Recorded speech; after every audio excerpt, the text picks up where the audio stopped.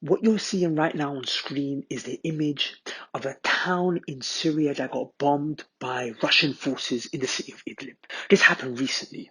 There are casualties of innocent women, men, and children. What's sad is that 9 years later, the conflict is not anywhere near close to being resolved, and refugees are still turning up to the borders because of incidences like this that are still taking place. Those that are at the refugee camps are in need of serious help. We're raising money in these 10 days of the Hijjah for our Syrian brothers and sisters. Please donate as generously as you can at the link below in these days where the reward is greater than any other day. Islam is definitely both for men and women. You mentioned that why it calls out and says, the masculine term is used in the Qur'an.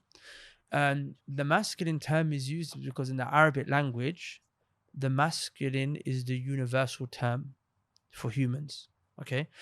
In English, we don't understand this because we don't really have masculine and feminine words and verbs, right? But in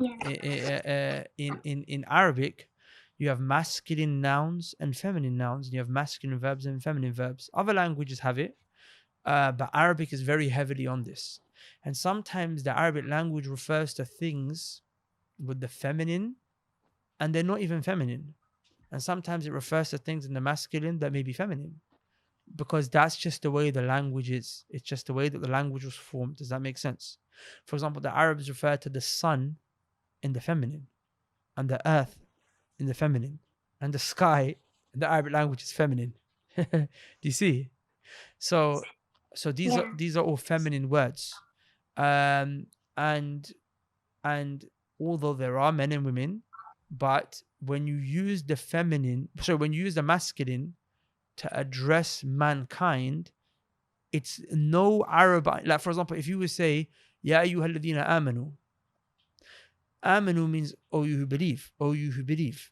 No Arab would understand that Allah is only talking to the men who believe here. It's just understood this is men and women, right?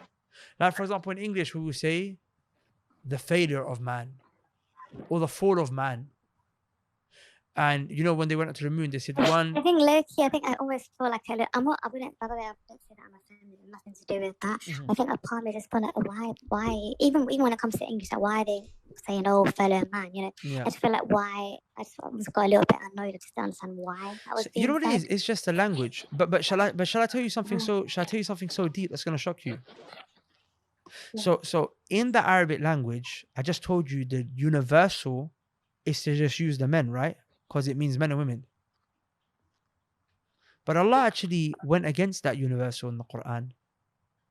And Allah actually, in multiple places, says men and then he says women. Why? Yeah, I've seen that.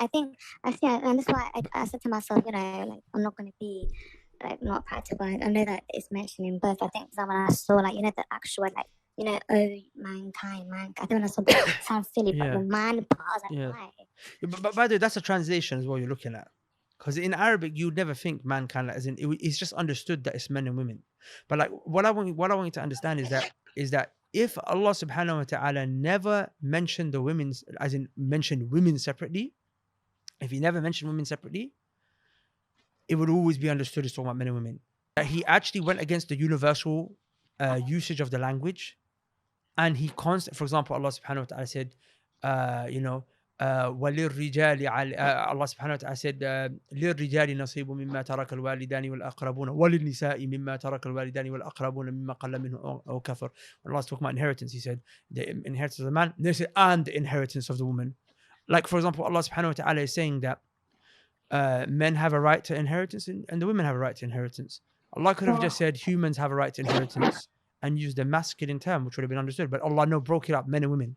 Like for example, Allah subhanahu wa ta'ala, when he tells about the men who pray and the women who pray, and the men who give sadaqah and the women who give sadaqah, and the women who fast and the men who fast, and the men who are obedient, the women who are obedient, the men who believe and the women who believe. And Allah in Surah Al-Ahzab, Allah mentioned it very explicitly. Allah said, وَالْقَائِمِينَ وَالْقَائِمَاتِ.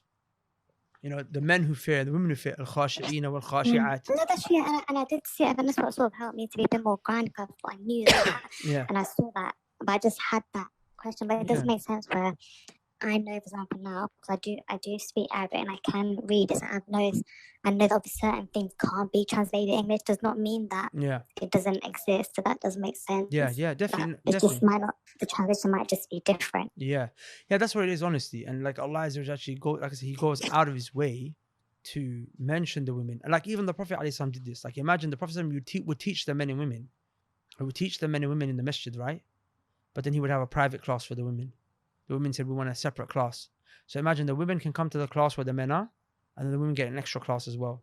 Like Islam actually went out of his way to show women, no, you're involved here. To the point where women actually got things that men didn't get. Even to the point, for example, of being a child. Like, if a man raises 2 righteous daughters, he goes to paradise, inshallah. But there's no reward for raising sons like that. Like just inherently by having daughters in your house, having 2 righteous daughters in your house can be a reason to go to paradise. But that's not the same for having sons. As in, yeah, inshallah, your sons, if you raise them righteously, that's good, and it may be a means to paradise. But we have a clear-cut evidence to say that about daughters. Does that mean that Islam actually goes out of the way for the daughters? Like for example, do women have a right to property? Do men have a right to property? We both have a right to property, right? But Allah mentioned the women. He said, وَآتُوا النِّسَاءَ صَدُقَاتِهِنَّ نِحْلًا. Allah said, give the women their money. As in, let them have that. This verse shows that they have the right to own their own property. They have the right to own their own wealth. Like men have a right to wealth, but Allah went out of His way to tell you the women have the right to own their own wealth. You know why? Because of how society oppresses women, because of how they hold women down. Allah wanted you to know, no. In fact, you know what?